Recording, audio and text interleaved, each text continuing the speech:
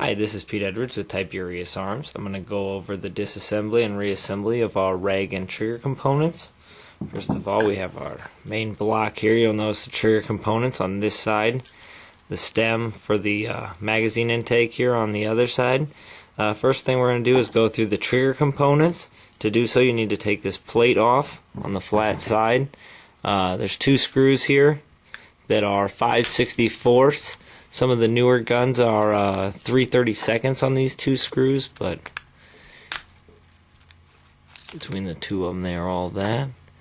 Go ahead and pop this plate off, and you'll notice you can take that plate off and leave all the trigger components still intact.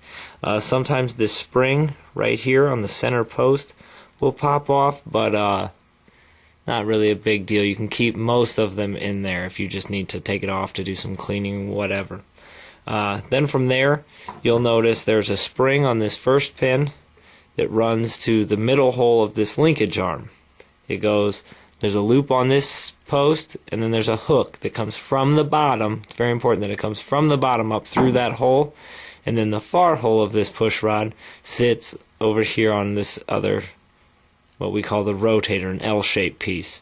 We're going to go ahead and pop this off here with that spring, and also take it off of that hook. And it'll set to its side. This is our trigger spring here. You'll notice the loop at this end and a hook at that end. Like I say, you want to make it so that that hook points up like that. Set that aside. Underneath that, there's another spring, what we call a scissor spring. It sets one side on that wall and one side over this boss on the sear. If you just take this edge and pop it up, it'll come off real easily. Then we have the other spring that I took off that didn't show where it went, is that cone spring there. You'll notice there's two on the actual body assembly. There's one pin on this side, two pins on this side. It sits on the center hole of the three or the right side of the two that are together. We go ahead and pop that off, and from there you're left with the three main trigger components. We call this piece the rotator. This right here is your sear. And then this piece right here is what we call the release. And it also has a spring on it that pushes it back forward. To take that off, you just want to lift up here a little bit, and it'll come right out of there. And that pretty much takes care of all your trigger components. Just leaves you with these three main body pins. You don't want to ever remove those pins. They are in there permanent. If something happens to one of those pins, let us know. We'll do what we got to do to get you a new reg. From there, you see we have three different screws. One here, and then there's one down in that hole underneath the plate. Those each have an O-ring on them. They're strictly just for sealing air passages that were cut in the reg. They're also 5/64.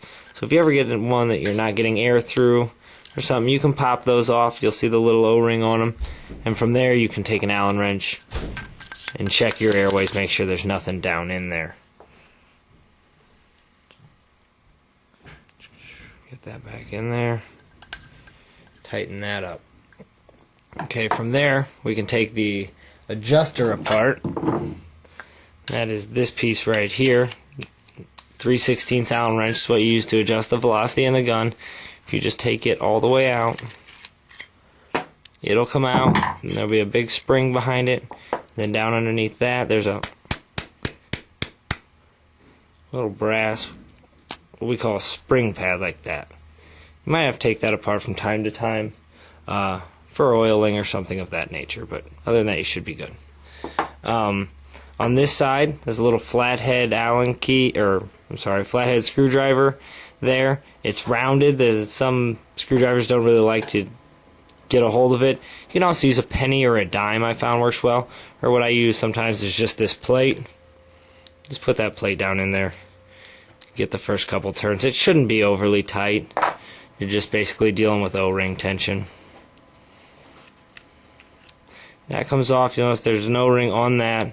Black O-ring. Shouldn't have any problems with it. Very strong. And under there, we're going to dump this whole assembly out.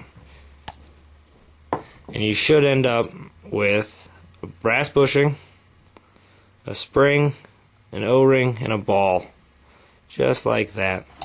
What I do is when I take them out is I'll take a Q-tip down in that hole, just wipe out in there basically.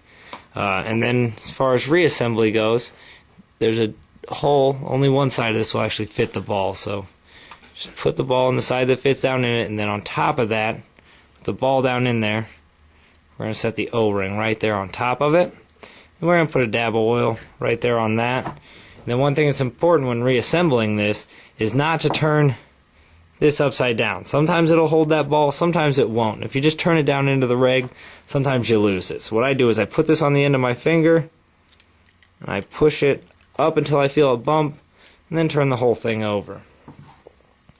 We're going to go ahead and drop our spring back on top there. Put our end screw back in. Again, I just use this plate as a tool. Go ahead and we're going to oil this one. Stuff it back down in there. Spring to follow. And then our adjuster. And what I do is I'll take that till it's about flush, and I'll go in about 6 turns.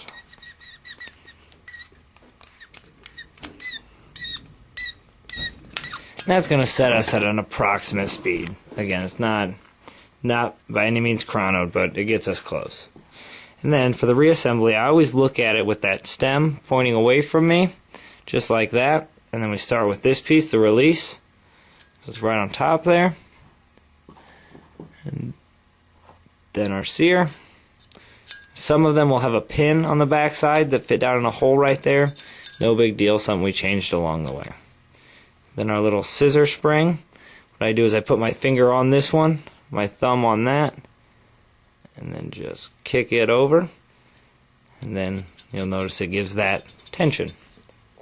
From there we take our rotator, and it sits down on that center pin and catches that sear. It's what holds it in place.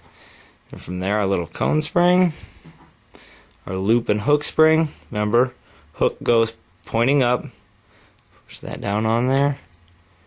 And this, right there to there.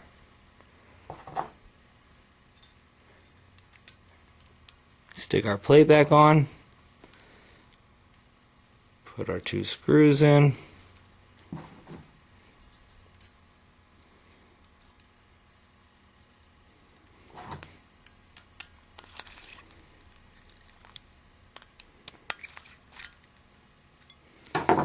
And that's the T-8, T-9 Regulator assembly.